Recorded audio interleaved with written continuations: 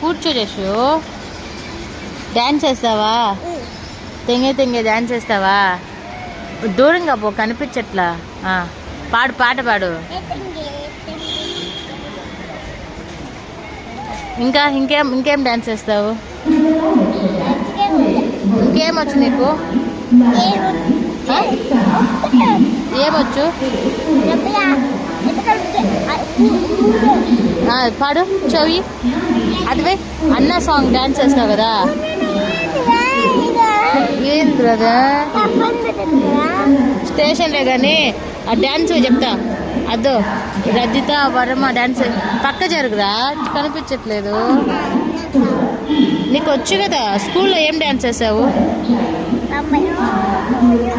అది వైపు వెయ్యరా. సరే బాయ్ చెప్పు.